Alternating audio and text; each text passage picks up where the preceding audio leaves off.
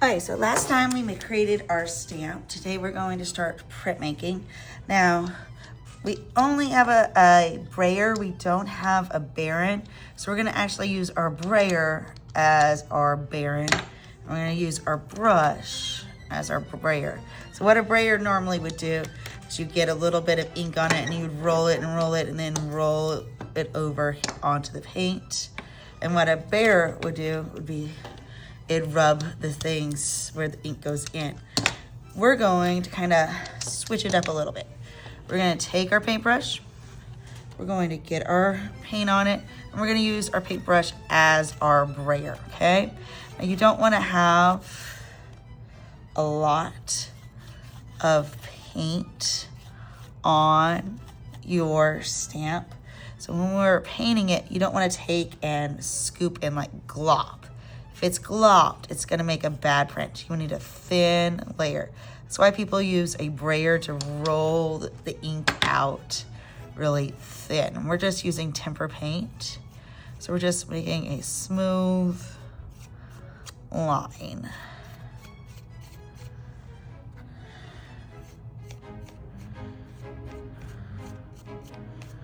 So as I'm going, I'm just kind of smoothing out my stamp. And you sort of just have a thin layer of my paint. So this is my yellow one.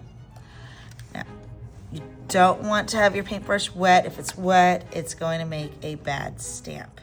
So next, I'm going, since I got yellow, I'm gonna find one of my light color papers. I'm gonna place my paper down. I'm gonna take my stamp, I'm gonna place it, and I'm then going to print. Now this is what a baron would be used for, be pressing out your ink. We're using our brayer to do the baron's job because we don't have a baron. So all I'm doing is taking and pressing the ink into the paper. You don't want to move it about a lot. So you want to keep it in its place as you're pressing that paper in. So there's my first print of my person. So that's one. That one I did yellow. I'm going to then go to my next color and I'm going to go orange. I'm going to have about 6 to 9 prints. So I got, this will be my second one. Pressing it in. You want to put some pressure into it. If you don't put pressure into it, it doesn't push that ink really good into it. Okay. That one ended up filling in a lot of the lines. We'll just see if I can do a ghost print. We talk about a ghost print. Is when you don't paint it, you just print it right afterwards. See if I can find another good print.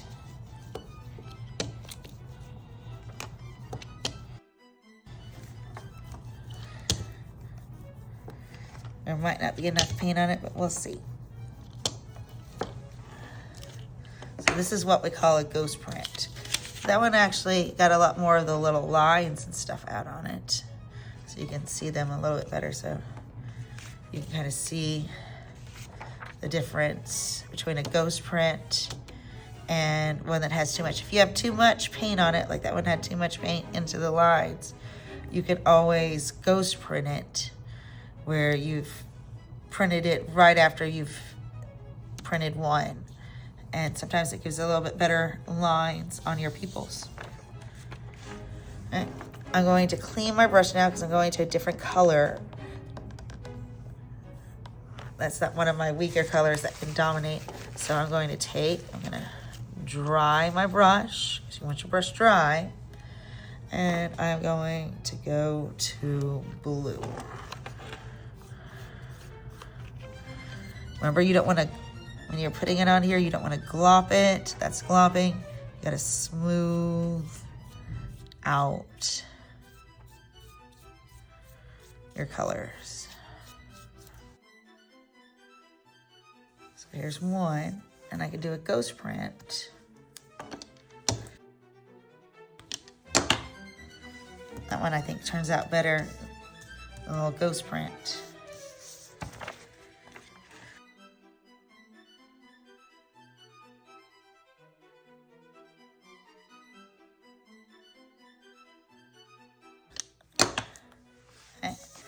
now I have my prints.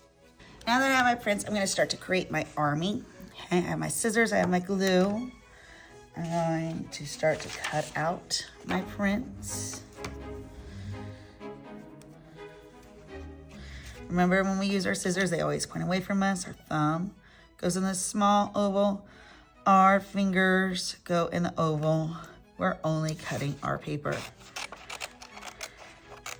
I'm cutting where I'm just cutting around my terracotta warrior.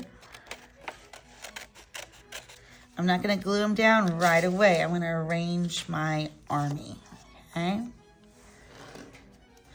And if you wanted to have done your army in, you know, one color, that would have been fine. I just thought it'd be cooler to have it in multiple colors. You can already see that it's starting to form an army. All right, so now I'm gonna start to arrange my army. So I'm gonna make them in their layers. So I'm gonna flip it over. Get my glue stick, I just get a little bit. Place it down.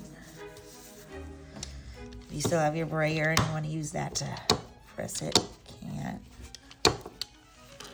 I'm going to be creating rhythm. So we're going to add some repetition with our soldiers. So it looks like an army marching side by side.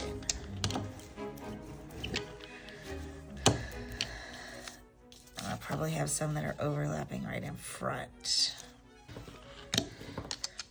Now I'm gonna decide where I'm gonna put the last ones. I'm gonna put this one here. And I still have my stamp, and I can also glue that down. So there is my terracotta warriors. This one I had 1, 2, 3, 4, 5, 6, 7, 8, 9, 10. And counting my stamp, that would be 11 warriors on my page. Okay, so more prints makes it look cooler. I could have had, if I printed more, I could have put some right here. So the overlapping, when we're overlapping, we're repeating the same thing. Remember, that is rhythm, that repetition. And the overlapping creates rhythm.